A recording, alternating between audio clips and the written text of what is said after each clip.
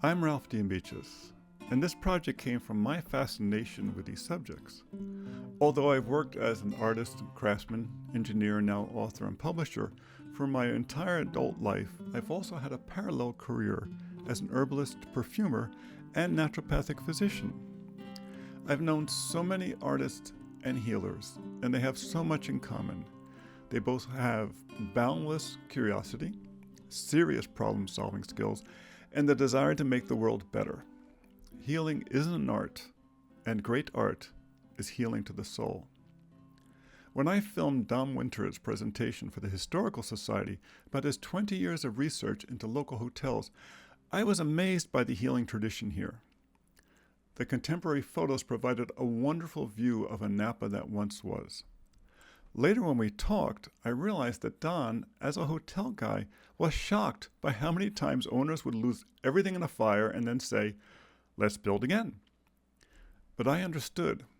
They're healers. They're like artists. They don't do it because they want to. They do it because they need to.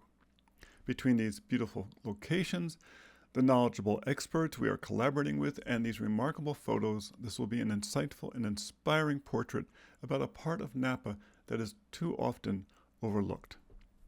Why these people? In the years after the American Civil War, it was common for men who had been officers to continue to use their rank, and quite a few of these daring characters came here. Colonel John Putnam Jackson built his Napa Soda Springs in the narrow canyon a short ride from Napa City. The man loved architecture and every building was unique. I like this story because the spa was so accessible compared to those up valley, so people could come for the weekend to be restored. Lillie Langtry was one of the world's first superstars, a woman of remarkable talents and charm, and fiercely independent. When she bought her 2,000 acres in Pope Valley, near Aetna Springs, she wouldn't share her title with her wealthy lover, so he bought another 2,000 acres next door. Wherever Sam Brannan went in California, there is a story, but none is as famous or as outrageous as his time in Napa. His Calistoga vision was grand, but he was derailed by love. He later sold the property to Leland Stanford to build his university, but there were probably too many of those pesky hot springs.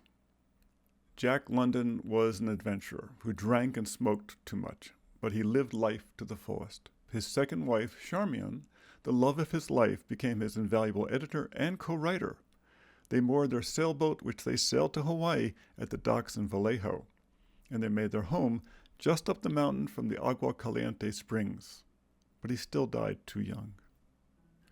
Georgiana Pacheco was indomitable. She took a piece of Sam Brannan's dream and made it a reality that has been a healing center for more than 100 years. When reporters would come to Calistoga, she'd uncap her 3 geysers so they would see water shooting 100 feet into the air when they arrived. The story of Robert Louis Stevenson and his wife Fanny, who was his editor, is a romantic tale of what love can make us do. It's also a story about the healing power of a place like Napa. How much would the world miss the imagination of Stevenson if he had died after crossing the globe in search of his love? But here, in Napa, like so many other artists, he was restored. I hope you find this portrait as fascinating as I do. Thank you.